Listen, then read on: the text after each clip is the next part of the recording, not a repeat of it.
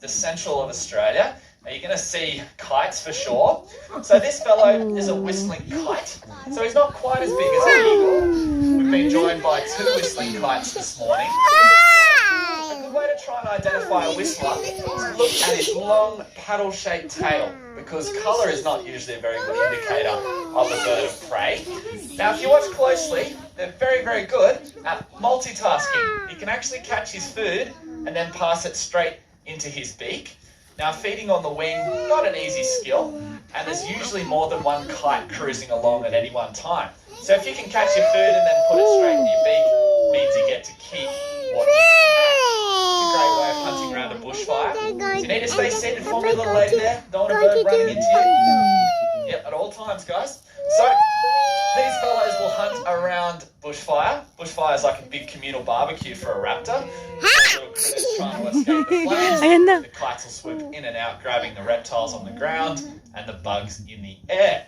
Now he's actually pretty good at catching fish too. So he's got lots of skills, and it's a bit of a niche meal in the desert, but even a little pond like this one can sustain a few species of fish, and he's the only specialist bird of prey fisherman with his talons. You better get it quick, my boy, or that other kite will grab it.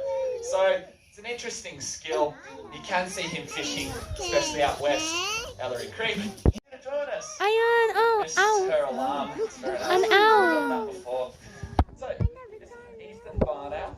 Barn owls are one of the most successful birds in the world. You find them on every continent except Antarctica. So this is an Australian kestrel. He's got a pretty cool skill. He's good at hovering. So he only weighs 130 grams compared to 2,500 with the wedge-tailed eagle. Is that kite going to give you any bother, my little man? So the whistling kite, they don't usually hunt birds. He's just a little bit intimidating for this little Kezzy, but if you hover for too long, yeah, that whistler's looking a little bit grumpy. So whistling kites, they love stealing, and they hunt in a very different way. So they hunt up nice and high. So trying to identify a falcon, look for the pointed wings, those flickering wing beats. You're in for at least one of Aussie's 6 falcons. Now, she's actually really smart as well as being fast. She's actually closer related to a parrot than she is the kites that we've been seeing. So she's got a lot of a parrot's intelligence, cheekiness, she's very dramatic, and they're smart just like a parrot. They'll use people and cars and buildings as cover to be very, very sneaky, and you can find them all across the country. I used to live in Brisbane, and getting stuck in peak hour traffic, I didn't mind it. There was thousands of lorikeets going home every day, and there was usually hobbies or peregrines chasing those lorikeets. Crested buzzard. He's similar to an eagle in a few ways, but he's not quite as big as a wedge-tailed eagle, not quite as strong. He loves eggs and nestlings. Often they'll just pick up an egg and smash it with their beak or their feet. But he actually uses a rock, which is pretty schmick. We did not teach him how to do that. It's not a party trick. We would not have been able to teach him how to do that. It's completely instinctive, and it's a very interesting behaviour. So tool use in the bird world is supposed to be a good indicator of intelligence. I'm not sure you could call that intelligence because we didn't actually teach him how to do it. But yeah, it's very, very interesting. So they're relatively common in Central Australia. They've got big white window patches on their wings. It's a good way to try and identify them.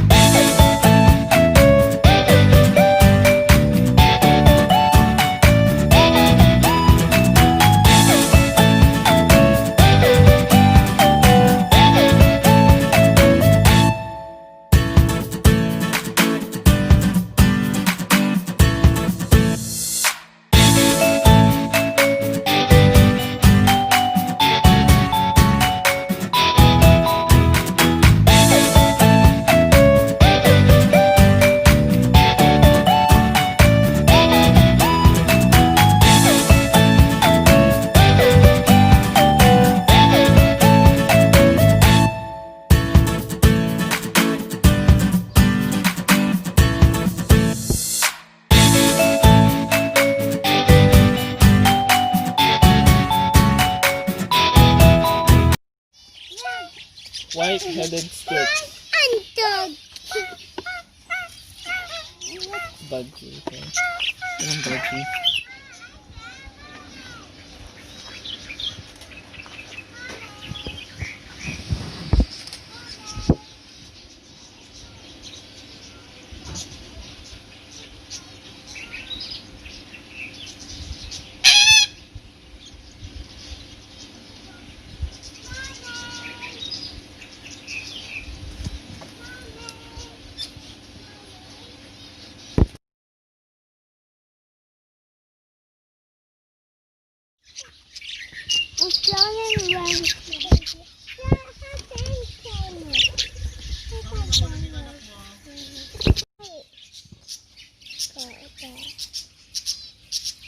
I just find that.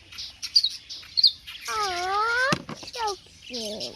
Look, now it's actually mommy. Look at